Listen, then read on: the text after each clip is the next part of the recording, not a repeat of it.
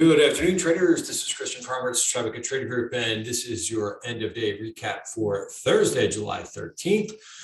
Risk disclaimer in front of you. Everything that we're going through is for information purposes only, not giving out any advice or recommendations. Please read the full risk disclaimer there. Also, I'm using a different microphone. I hope it sounds okay, but you could send me some angry tweets or something if it doesn't work as well. But it's a mic that I've been kind of fiddling around with to get to work properly. So hopefully it is for today's video. Also, if ever the screen is a little bit fuzzy, you could change the, there's a setting in YouTube that you can change that so that it's a bit more clear. So just a couple public service announcemements. So let's get into the themes of the day. Well, we had our second batch of inflation data. I'll talk about some, I always talk about the bigger picture first in these videos, and then I will get to the indices, and then I will talk about single names and setups and so forth, and some things that we're watching going into tomorrow. But this was the second batch of data, and it came in less than expected for inflation. Reminder, yesterday's CPI data did the same. So, I mean, this is definitely a step in the right direction. If you look at these numbers, and again, the 0.1, right, for the month, you can annualize that if you like. And of course, it's not going to give you accurate numbers because we don't know what the future holds, but you can kind of give a sense of like what the change of inflation will be, because as a reminder, the year-over-year number is just that, which is 2.4%. But again, these numbers are coming down and they're getting closer to the Fed's target. So, it is interesting how this is unfolding like this. So that said, I'll leave it here in terms of the inflation data, but a step in the right direction. Another thing that I wanted to mention too on the macro front is what's been going on in the US dollar. We've talked about this.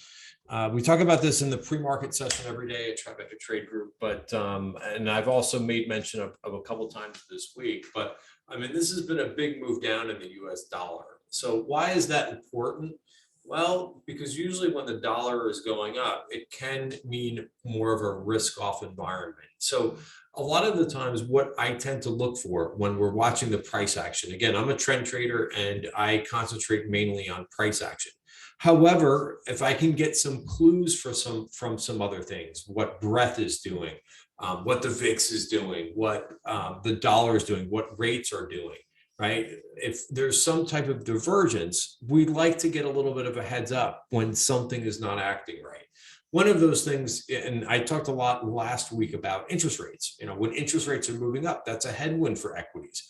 Really, interest rates have come back down, right? When you're looking at things like TLT or ZB, which is the 30-year bond futures, those have, the prices have moved back up and yields have moved down. That's a good thing. And then also what's going on here is this move down in the dollar is confirming more of a risk environment that we're seeing in the equity market. Again, I usually note divergences. When price is going up and we see some type of a divergence, it can be a warning signal. But for now, this is exactly what equity bulls basically want to see is a move down in the dollar, confirming what is going on in the price action in equities. That said, let's get over to the, that's definitely one of the themes that I wanted to talk about. We talked about inflation data. The dollar and yields are moving the right way for equity investors. Let's talk a little bit about the indices. I go through in these end of day videos, I talk a lot about what I use on my screens, which is volume at price, and just looking at where we basically have come from this week. When we, let's bring this back up here a second. I want the 1 hour chart here in S&P futures, but you can see this move has been really nice in terms of leg lower here, and I thought this version point of control was taken out, but regardless, a really nice reversal here, a break into the value area. We kind of hesitated a little bit earlier in the week, and then once we broke into the value area, we got something that's called an 80% rule, meaning that once you enter a value area either from below or above, there's an 80% chance that you could move from one side to the other. And we got that. And then once we got to the top of value, there really wasn't a major oh, geez, is this going to be a breakout or not? I mean, it was a real strong breakthrough, that previous resistance, which lined up with last week's, right? And, and that's just, technical trading 101, of course, with a spin on it in terms of using volume up price in our market webs indicator. So again, just gives us really good signals. It also gives us a sense of being disciplined. Also, look at the bottom left of your screen, right? This is our breadth indicator, which looks at up volume versus down volume.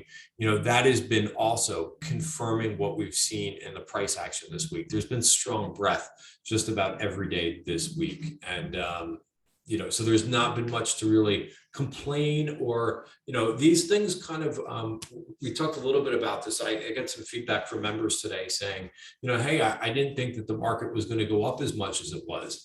As the market's doing this, right, there's always a voice in the back of everybody's head that says, hey, maybe we've gone up too far too fast and maybe I should be playing it the other way. If I don't really see any divergences and I'm not seeing it in the price action, then I'm really going to kind of try to stick with the trend and continue to do that for as long as the trend lasts. So where could we be getting to? Well, clearly this has been a nice rip up here, and we do have earnings season that's going to be, we got a number of earnings reports out today. We're going to get the banks tomorrow as well as the beginning of next week. Netflix reports on Wednesday. So, I think that we could see some digestion, that's reasonable, but I will still continue to play, fresh signals if I see them. I'm going to talk about a couple of those in just a second. But yeah, now that we're through the value area, the support, what was resistance now becomes support. So 44.71 is the support level to trade against. And if we check back, that may be a place to add more risk aggressively. But for now, we're trending. And next thing I see is this 45.97.5 virgin point of control, right? Where a lot of volume has previously occurred and we haven't returned to. Let's talk about the Qs because they were the big outperformer. It does look like, I didn't see this. I was watching this with about 15, 20 minutes to go, but the Qs have actually taken out that upside target. And these are things that we mentioned, every day I send out a free Substack, well, every day except for Friday. So just so that you're aware of that. But if you look, one of the things, sorry, just one second. Right, so here's today's Substack report that I sent out. And again, it's basically, these things are basically give me a roadmap of what I'm looking for the day. Right, so Qs, price now above the July value area support is 371.25, upside VPOC red line 379.83. Right, so we went ahead and yes, the red lines where there's been a lot of volume previously can often act as a magnet. Right. And the closer that we get to one of these things, especially when we're outside of value, price can go ahead and take that out. So we'll see what we do here. Right. Again, it doesn't mean that we're going to immediately stop going up. IWM took out one of these yesterday. Right. And we're managing to kind of stay a little bit above. Now, IWM did not outperform. Still a huge day. Up 80 basis points. But you could look to see previously, we've taken out a couple of these things. Right. Notice the one that was taken out here. We went a little bit higher before going lower. Right. Same thing here. We actually went a decent higher before we ended up going lower. So, I would be mindful of that. Eventually, price, could be able to get above here. Right. But I would be mindful that it may get knocked down again. Right. And I think earnings is going to be a potential signal in terms of what's going to happen with some of these indices as well. All right, let's move on because I mentioned I would get to some stocks and areas. I'd next like to look at sectors and what did well today. Very interesting. Yesterday, going back to my video yesterday, I made a point to talk about what areas really were bought after yesterday's CPI report, and it was things like home builders. It was things like material and steel stocks, right? And then there was some profit taking in some things on the gap up, right? ARC was one of those things that sold off, right? Look at what ARC did today. It was, I don't have the performance, I think in the spreadsheet, maybe it's something I should probably, I do have it somewhere. I do have it here. Sorry, every once in a while I forget. But ARC was up for the day 4.5% for the day, and this was bought right throughout the session, right? So again, this is also going to be coming into some overhead supply, but here was the candle from yesterday, right? And where this thing opened versus close. So there was a little bit of profit taking, and it got a little bit ahead of itself, priced back into the 5-period moving average, but that's a monster day. And of course, things that did really well were blockchain stocks. And I know that the ARC ETF, I think, or I should say no, instead of no, I think they hold a decent amount of things like that. But here's the blockchain ETF. I mean, really making an aggressive move higher here. We've talked about some of these things have really, provided a pretty good setup in terms of looking at the weekly chart and a break above the yearly value area. I mean, this is, this is another reason, right, where I'm using the volume at price here. Here was your break of the value area, and that's high momentum in something like this. But if you go through, MSTR is another one we've talked about in the trading room. And this is the weekly chart, right? Look at the break above the value area, 357, right? So let's talk about, and of course, Mara was the first one that made this move. This one still has some resistance ahead of it, 2136. So again, a little bit different look there. But I want to talk about Coinbase for a minute. Coinbase really had the momentum. So, where do we, I mean, first of all, this is a crazy move, right? But I sent this chart out earlier in the day and I said, hey, how you could basically use this volume at price is to basically, while price was, I think it was around $91 or $92 when I sent this chart out. And I said, you could use this version point of control as your stop price, right? Keep it simple. Know where to get out of a trade when something's not working, right? And it never really got close to down to that levels. And then the second chart that I said is, again, notice how I'm going from time frame to time frame, multiple time frame analysis, right? Because you could see a much clearer picture on the weekly chart sometimes about what the overall trend is. And ultimately, I think this goes up to 142.68. I think that's where coin could be headed. Now, again, I don't know if it does. I can't give you the time frame, and you have to be patient with some of these trades. But that's what I see in terms of the chart in Coinbase. Very impressive to see that, just jump over the 100 level and get all the way up to 107. All right, let's continue. But that's the first thing that I wanted to go over. Just to kind of recap some of the names that I've been going over this week in these videos. Salesforce. So this time let's start with the daily chart. Just a second here, because so this was like textbook break out of a very slim value area. Again, that's the equivalent of what people refer to as coiling in the moving averages, when a lot of the moving averages, and I use a few on my screen, but in this case, it was the 5, the 20, the 50-day moving average, all wrapped around one another. You could get an explosive move once price gets out of that coiling. And it's same thing when you've got a really compressed thin value area like this. This is often what you see. Once price picks a direction, it could really go.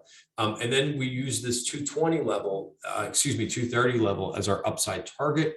Again, I tweeted out, this chart like 3 or 4 times over the last week. So you could see exactly what I'm referring to, not just in today's video, but if it can hold here, then the next level up, and that's where we're going to go into the weekly chart, would be this 237 level, which is a version point of control. This point of control is from last year's value area, where a lot of volume occurred. Actually, not in 2000.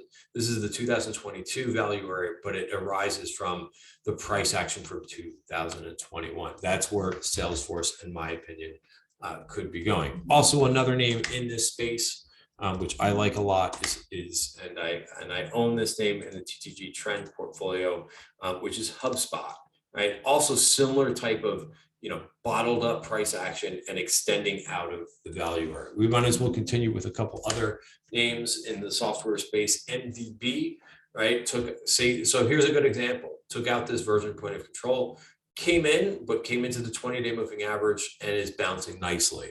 Again, you've needed a little bit of patience with this name, And speaking of patience as well, SMCI had a huge, I mean, here's where it really gets kind of interesting for the day. If you didn't think some of the charts that I already went over were interesting, but SMCI had a huge break to new highs, up 6%, 17 bucks.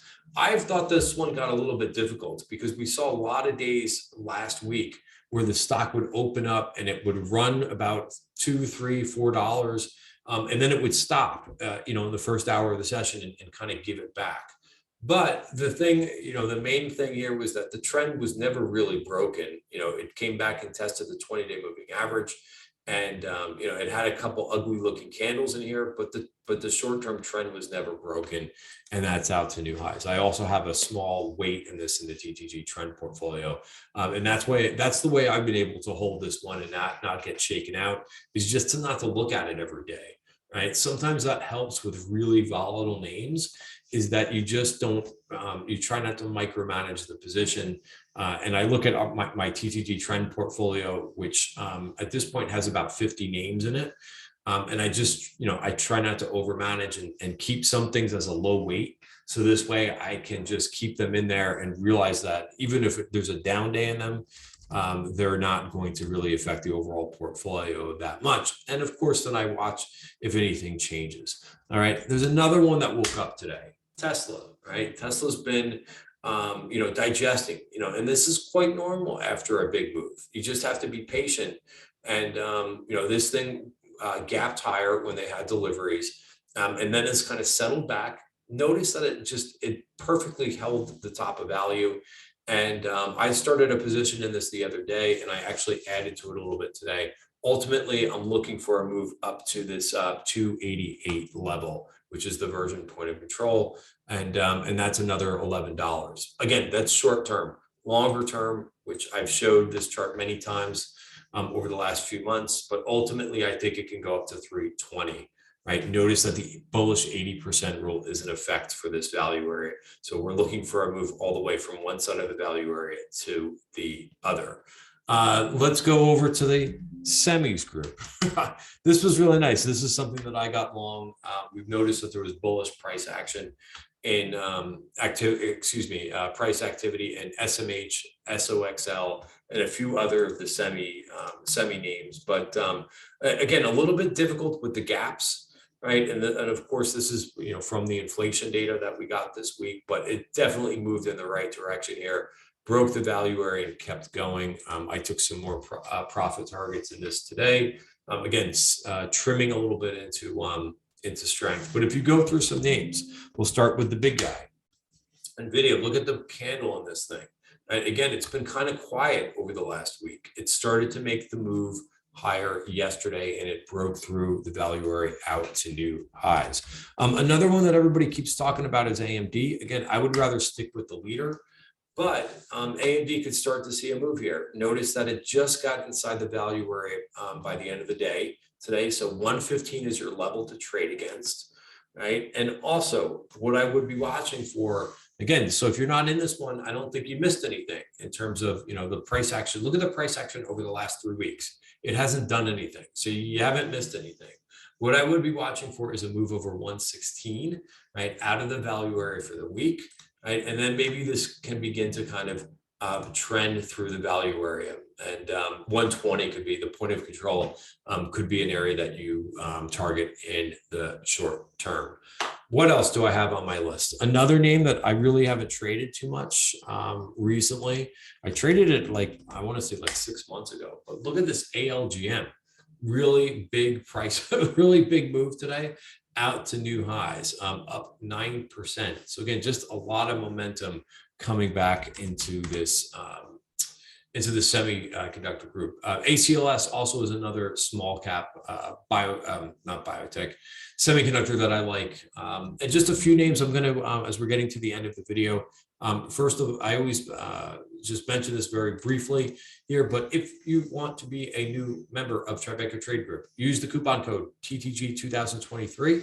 Right, that'll get you half off your first month, so that you can kind of see what we do and get the idea of the room and the flow, putting all these things that I talk about in this video into practice. and you know, and watching the tape for option activity, you know, finding where that you know, aggressive money is kind of flowing to. But I mean, look at the performance from, you know, the trigger for multiple names this week. All right, a couple other names that just saw option activity, and then that'll be it for today's video. Is APD. This is a name I tried trading about a week ago, and it kind of stalled out on me. But it looks like it's making another attempt. Real nice aggressive call buyer. I think it was August calls that went up about $1 million of premium. So a nice little play there. Also, Rider looks really interesting. This is Rider Systems. They also saw some call activity and a nice break above the 200-day moving average there. So very nice moves today. You know, we'll see if it can continue. The phrase that I'll use is trim and trail. Right.